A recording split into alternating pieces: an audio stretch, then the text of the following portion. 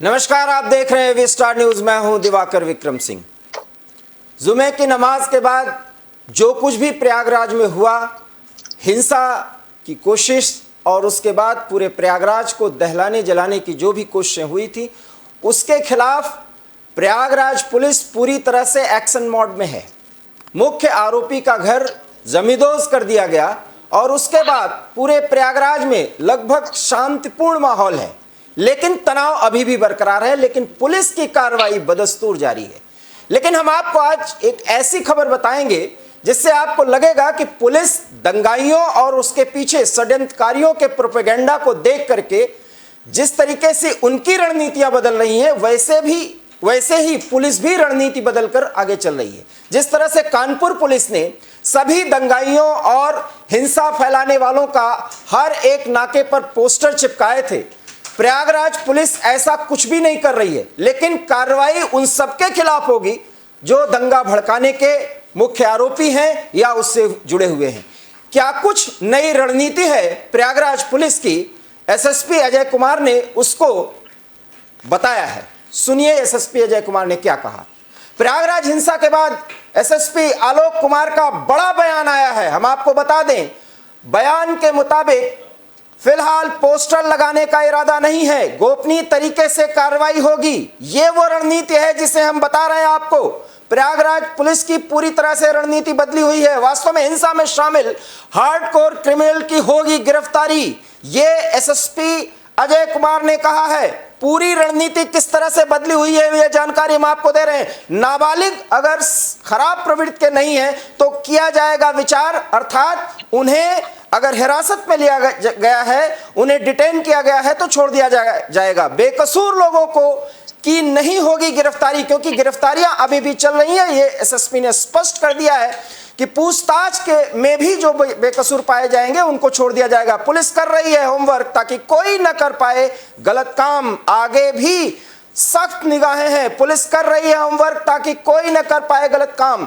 और सबसे महत्वपूर्ण बात, संवाद हमारा बहुत बड़ा अस्त्र है, ये जारी रहेगा। अर्थात संवाद, बातचीत के जरिए हर एक व्यक्ति को पुलिस या प्रशासन के पूरे रणनीति को लेकर के आगे जानकारी दी जाएगी और इस संदर्भ में जो भी बातें होंगी वो लोगों को बताया जाएगा।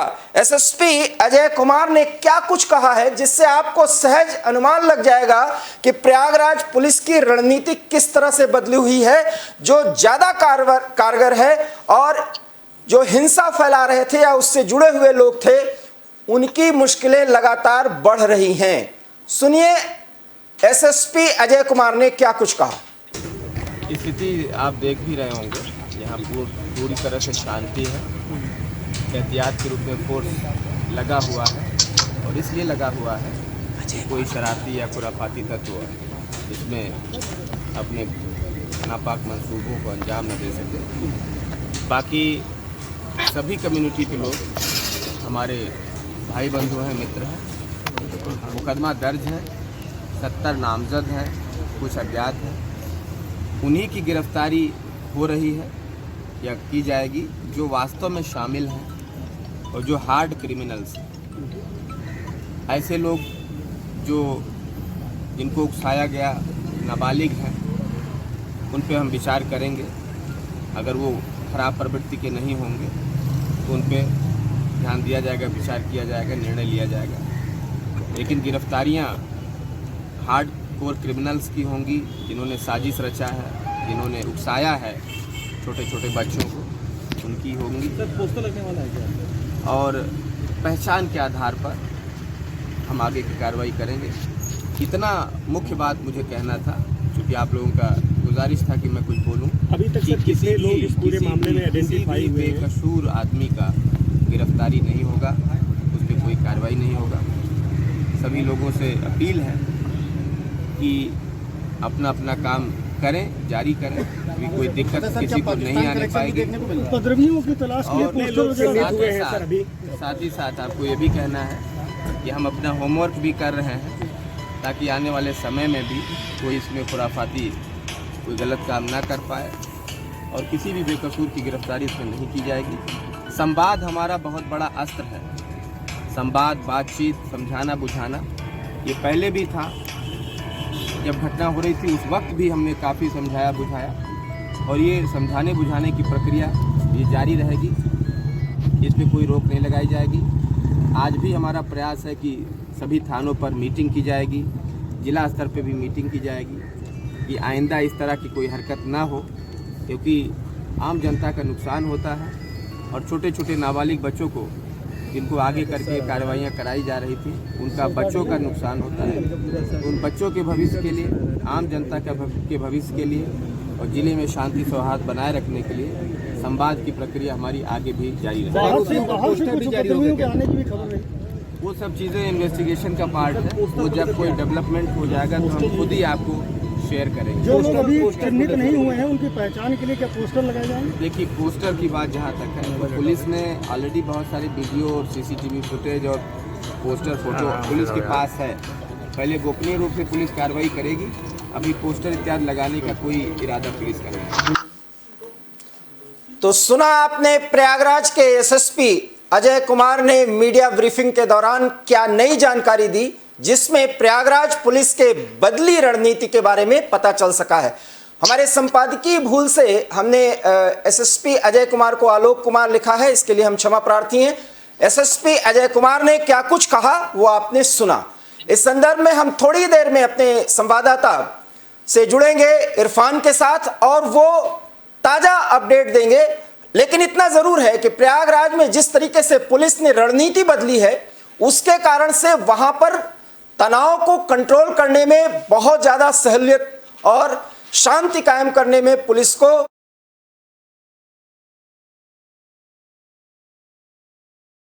इसने अपना अस्त्र बनाया, अर्थात उन उपद्रवग्रस्त एरिया में जहां पर इस तरह की स्थिति है, तनाव बरकरार है, वहां पुलिस अपनी पूरी बातचीत को सामने रख रही है, अपनी रणनीति को रख रही है और यह भी कह रही है कि हार्डकोर क्रिमिनल्स और दंगे में शामिल लोगों को नहीं छोड़ा जाएगा, उनके खिलाफ कानून सम्मत जो भी कार्रवाई होगी वो की जाएगी। और हम आपको बताएंगे कि प्रयागराज डेवलपमेंट अथॉरिटी किस तरीके से इस पूरे मामले में सक्रिय है और पुलिस उसका सहयोग कर रही है, यह जानकारी हम आपको देंगे। लेकिन इरफान से हम बातचीत कर रहे हैं। इरफान, ताजा अपडेट्स क्या हैं उपद्रवग्रस्त एरिया में लॉ एंड ऑर्डर की स्थिति और वहां पर शांति की स्थिति के बारे में आप ताजा जानकारी दीजिए। जी बिल्कुल दिवाकर जी, आपको बता दें कि जिस तरीके से रविवार को जिला प्रशासन और PDA ने मिलकर प्रयागराज हिंसा के मास्टरमाइंड मोहम्मद जावेद का 2 मंजिला मकान JCB और पोकोलैंड से ध्वस्त कर दिया, इसके बाद से जो और आरोपी हैं उनमें एक भय और खौफ नजर आ रहा है, जिसके बाद रोड पर कोई भी जो ऐसे लोग हैं जो रोड पर आ जा रहे हैं उनकी निगरानी की जा रही है कि वो रोड पर किस काम से आ रहे हैं, लगातार उनसे जायजा लिया जा रहा है और लगातार पुलिस की टीम अभी भी मुस्तैद की गई है हर नाके पर, हर चौराहे पर, जिससे रविवार जैसी घटनाएं दोबारा ना कर सके। जी, वहां पर एक इमाम को भी पुलिस ने हिरासत में लिया था, क्या गिरफ्तारी हो गई है, गिरफ्तारी दिखा दी गई है, उनसे पूछताछ की जा रही है या हिरासत में लिए जाने के बाद उनसे पूछताछ करने के बाद उन्हें छोड़ दिया गया है? क्या ताजा अपडेट्स हैं इमाम की गिरफ्तारी को लेकर के? जी बिल्कुल, बता दें कि जिस इमाम को उन्होंने प्रयागराज पुलिस ने गिरफ्तार किया है, हालांकि अभी इससे पूछताछ चल रही है, जैसे ही उसके द्वारा कुछ पता चलता है पुलिस उस पर भी विधिक कार्रवाई करेगी, तब तक वो उसे पूछताछ के लिए पुलिस ने अपने हिरासत में लिया है। जी, अभी वो हिरासत में है। मैं आपसे एक जानकारी चाहता हूं, पुलिस ने 3 महत्वपूर्ण बातें कही हैं SSP अजय कुमार ने, और उन 3 बातों में सबसे बड़ी बात उन्होंने कहा है कि कोई पोस्टर नहीं लगाए जाएंगे। इसका कारण क्या है?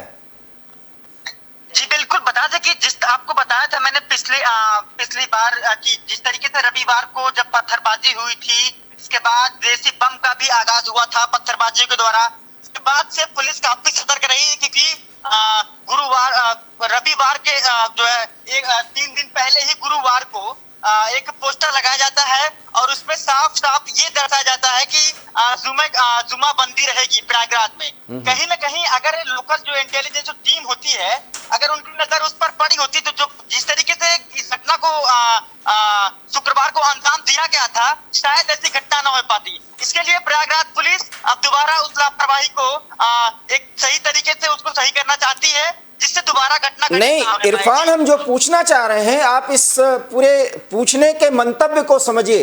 कानपुर पुलिस ने तत्काल जो सोशल मीडिया के माध्यम से उनको वीडियो मिले थे, उस वीडियो फुटेज के आधार पर उन्होंने फोटोज अर्थात स्टिल्स सबके निकाल करके उसको बाकायदा एक तरह से एक साथ उन्होंने कलेक्ट किया और उसको पोस्टर बना करके नाकों पर चिपका दिया गया कि इनके खिलाफ कार्रवाई होगी क्योंकि इनके खिलाफ सबूत मिले हैं। बट प्रयागराज पुलिस ऐसा नहीं कर रही है। इसके पीछे उनके कोई रणनीति है, क्योंकि बिना रणनीति के पुलिस या प्रशासन कोई इस तरह की कार्रवाई नहीं करती। क्योंकि योगी आदित्यनाथ की सरकार में अगर इस तरीके से दंगा या बलवा या बलवाइयों के खिलाफ जो भी कार्रवाई हो रही है, गैर कानूनी तरीके से जो लोग समाज विरोधी काम करते हैं उनके पोस्टर लगाए जाते हैं चौराहों पर, नाकों पर। बट इलाहाबाद, माफ करिएगा, प्रयागराज पुलिस ऐसा नहीं कर रही है। लेकिन वो ये भी कह रही है कि एक एक आरोपी को हम पकड़ेंगे और कानून और उसको कानून के दायरे में रह करके उसको न्याय दिलाएंगे, उसके साथ न्याय होगा। अगर वो अन्याय किया होगा तो वो जेल जाएगा।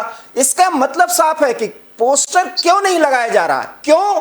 क्योंकि ये भी पुलिस कह रही है कि हम संवाद जो है हमारा सबसे बड़ा अस्त्र है, ताकत है। अर्थात उन उपद्रवग्रस्त एरिया में लोगों को, जो मुस्लिम संप्रदाय के जो वरिष्ठ जन हैं, उनके साथ संपर्क करके, संवाद करके पुलिस अपने द्वारा किए जा रहे कार्रवाई के संदर्भ में उनको भरोसे में ले रही है। और ऐसा लगता है कि खुलदाबाद या करेली इलाके में जिस तरह से पुलिस भरोसे में ले रही है, लोग पुलिस की बातों से सहमत हैं और लगता है कि वो कानून और व्यवस्था बनाए रखने के लिए पुलिस की कार्रवाई का सहयोग कर रहे हैं। इसलिए हो सकता है कि पुलिस इस तरह के पोस्टर न लगा रही हो, यह हमारा अनुमान है। आपको क्या जानकारी मिल रही है? जी बिल्कुल दिवाकर जी, आपने बिल्कुल सही कहा, क्योंकि जो आरोपी होते हैं अगर उन्हें पहले ही सतर्क कर देंगे तो वो कहीं ना कहीं फरार हो जाते हैं। आपको बता दें कि ताजा मामला प्रयागराज का है। 2-3 दिन पहले ही उन 37 लोगों के नाम 37 लोगों के नाम की सूची मिली है जो पथराव की घटना में शामिल थे। और उन्होंने बताया कि ये लोग जो है 33 आरोपियों के पते ठिकाने की तलाश कर रहे हैं। और हालांकि इलाके में ज्यादातर लोग पथराव की घटना के बाद मकान पर जो ताला लगाकर कहीं चले गए इलाहाबाद में, कहीं ना कहीं जो लगे हैं ताला लगाकर, उनमें जो है प्रयागराज पुलिस का खौफ है। इसीलिए प्रयागराज पुलिस एक अलग सिस्टम अपना ली है कि हम कार्रवाई तो जरूर करेंगे लेकिन अपने तरीके से करेंगे। जो आरोपी हैं उनको पहले ही सतर्क कर देंगे तो वो कहीं ना कहीं भाग जाते हैं। और हम जो है वो प्रयागराज पुलिस द्वारा कहा जा रहा है कि हम जो है हर आरोपी के साथ जो हर आरोपी के साथ कार्रवाई होगी और जो भी इसमें आरोपी संलिप्त हैं, जो संलिप्त पाए जाते हैं, उन पर पुलिस जो है गोपनीय तरीके से कार्रवाई करेगी। जी, ये है तस्वीर का एक रुख। लेकिन प्रशासन पूरी तरह से सख्त है और बुलडोजर अभी भी चलेगा। ये हम स्पष्ट कर दें कि प्रयागराज पुलिस एक तरफ संवाद कायम कर रही है, लोगों को भरोसे में ले रही है और भरोसा ये भी दिला रही है कि कोई भी माइनर अगर वो पत्थरबाजी में संलिप्त था, लोगों के उकसाने में वो सामने ढाल बना, तो अगर उसे हिरासत में भी लिया जा रहा है, पूछताछ भी किया जा रहा है, निर्दोष है तो उसको छोड़ दिया जाएगा। लेकिन अगर दोषी है तो उसके खिलाफ कानूनी कार्रवाई होगी। यही नहीं, प्रयागराज डेवलपमेंट अथॉरिटी उन लोगों के लिस्ट को बाकायदा तैयार कर रही है, उस पर कानूनी कार्रवाई करने की तैयारी हो चुकी है। जो संलिप्त पाए गए, अर्थात वहां पर बुलडोजर चलाए जाने या ध्वस्तीकरण का जो भी काम प्रशासन की तरफ से चल रहा था उसको आगे बढ़ाया जाएगा। आप देख सकते हैं कि इस बारे में भी पुलिस और स्थानीय प्रशासन पूरी तरह से बातचीत भी कर रही है। और इस संदर्भ में क्या कुछ कहा गया प्रशासन की तरफ से, आप इसे सुनिए। मुख्य आरोपी का मकान ध्वस्त होगा, अन्य 37 के पते तलाश कर रहा है प्रयागराज डेवलपमेंट अथॉरिटी अर्थात पीडीए। ये एक बहुत महत्वपूर्ण सूचना हम आपको अपने स्क्रीन पर दे रहे हैं। पीडीए से पास नहीं होंगे मकान के नक्शे तो हो सकती है कानूनी कार्रवाई। ये दोनों बातें हमने आपको बताई जो हम आपको स्क्रीन पर दिखा रहे हैं। पथराव के दौरान कई मकानों में लगा है ताला। पीडीए को हो रही है परेशानी क्योंकि उस तालेबाजी के कारण अभी पूछताछ नहीं हो पा रही है, लेकिन उस पर नजर रखी जा रही है। रात के वक्त भी गली मोहल्ले में घूम रहे हैं प्राधिकरण के अधिकारी, तो आप समझ सकते हैं कि प्रयागराज डेवलपमेंट के अधिकारी और पुलिस मिल करके समाज विरोधी तत्वों के साथ काम कर रही है और उनके मकान ध्वस्त किए जाएंगे, अर्थात आगे बुलडोजर चलेगा। ये भी प्रशासन ने साफ तौर पर कह दिया है। तो कुल मिलाकर के इरफान, जो ये खबर आ रही है उसमें कानपुर पुलिस से ज्यादा ऑर्गेनाइज तरीके से और ज्यादा रणनीतिक तरीके से प्रयागराज पुलिस आगे की कार्रवाई कर रही है और संवाद भी बना रही है। इसके क्या फायदे नजर आ रहे हैं इरफान, आप जरा बताएं। जी बिल्कुल, बता दें कि जिस तरीके से प्रयागराज में एक अचानक से जो है इस घटना पत्थरबाजी और जैसे बम जैसी घटना को अंजाम दिया गया है, उसके बाद प्रयागराज पुलिस पूरी तरीके से एक्टिव है और वो ऐसे तरीके से कार्रवाई करना चाहती है क्योंकि जो आरोपी हैं प्रयागराज में वो बहुत ही सतर्क तरीके से हैं। अगर उन्हें पहले ही थोड़ा बहुत भी अनुमान हो जाए तो वो शायद प्रयागराज की धरती छोड़कर कहीं चले जाएंगे और शायद ऐसा ही हुआ है। 2-3 दिन पहले 37 घरों में ताले लग चुके हैं जिनका नाम चिन्हित हुआ है। वो पहले से ही वो प्रयागराज की धरती को छोड़ के चले गए, लेकिन पुलिस उनकी तलाश लगातार जारी की है। वो एक अलग तरीके से, अलग सिस्टम से उन पर कार्रवाई करवाना चाहती है। जी, प्रयागराज डेवलपमेंट अथॉरिटी के जो अधिकारी हैं वो पुलिस के साथ लगातार इस कार्रवाई को आगे बढ़ा रहे हैं, तो उनको पूरी तरीके से वहां के स्थानीय लोग सहयोग कर रहे हैं, जानकारी दे रहे हैं।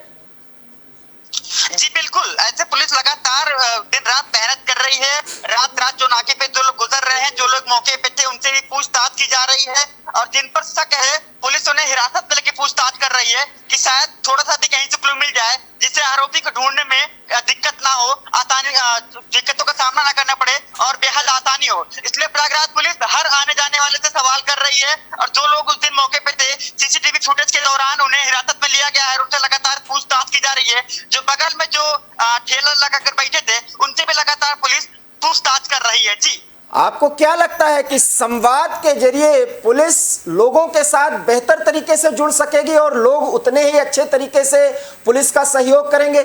संवाद भी जो है वो एक बड़ा अस्त्र बन गया है प्रयागराज पुलिस के लिए, ऐसा दावा कर रहे हैं एसएसपी अजय कुमार। इसके बारे में आपका क्या कहना है, क्योंकि आप स्थानीय स्तर पर लोगों को जा रहे हैं, उनसे मिल रहे हैं, बातचीत कर रहे हैं, तो क्या वो समाज विरोधी तत्वों को, जिन लोगों ने इस तरीके से दंगे में शामिल होकर के पूरे प्रयागराज को दहलाने की कोशिश की, जलाने की कोशिश की, आप ये भी कह सकते हैं, क्या उन सब के बारे में जानकारी स्थानीय लोग दे भी रहे हैं क्या? जी बिल्कुल, जिस तरीके से हमारी सुबह में बात हुई थी एसएसपी अजय कुमार से, उन्होंने साफ बताया था कि हम लोगों से अपील कर रहे हैं कि जो घटना जुम्मे की नमाज के बाद हुई थी उनमें जो है जो भी मुख्य आरोपी हैं, जैसे कि जावेद मुख्य आरोपी था, उसके जरिए जो उसके रिश्तेदार हैं उन पर भी पुलिस लगातार निगरानी कर रही है और पुलिस जो वहाँ जो अटाला और करेली के जो लोकल निवासी हैं, पुलिस उनसे भी लगातार पूछताछ कर रही है कि जिससे इसका खुलासा हो सके। जी, अटाला के बड़ी मस्जिद के बारे में कहा यह जा रहा है कि वहां के इमाम ने नमाज के पहले और बाद में लोगों को भड़काया, क्या कुछ जानकारी मिल रही है उनके बारे में?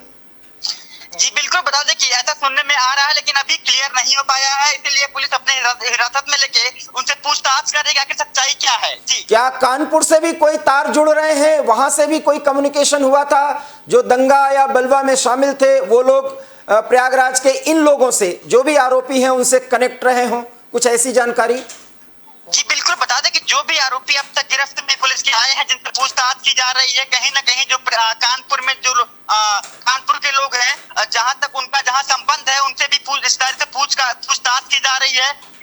जो आरोपी हिरासत में लिए गए हैं, इसलिए पूछताछ की जा रही है। कहीं ना कहीं जो इनके रिश्तेदार हैं वो भी इस घटना में संलिप्त हो सकते हैं, जिसके लिए पुलिस लगातार दिन रात पूछताछ कर रही है और जल्द ही प्रयागराज पुलिस इस मौके पर कामयाब नजर आएगी। जी, कुल 70 लोगों को हिरासत में लिए जाने या गिरफ्तार किए जाने की खबर है। इसमें कुछ लोगों को पूछताछ के बाद छोड़ा गया है या हिरासत में लिया गया है, या गिरफ्तारियां हो जाने के बाद कोर्ट की भी शरण ली गई है पुलिस की, क्योंकि गिरफ्तारी तो ऐसे कर नहीं सकते उतने समय तक। तो ये सब जो कार्रवाई चल रही है उसके बारे में भी कोई अपडेट आपके पास?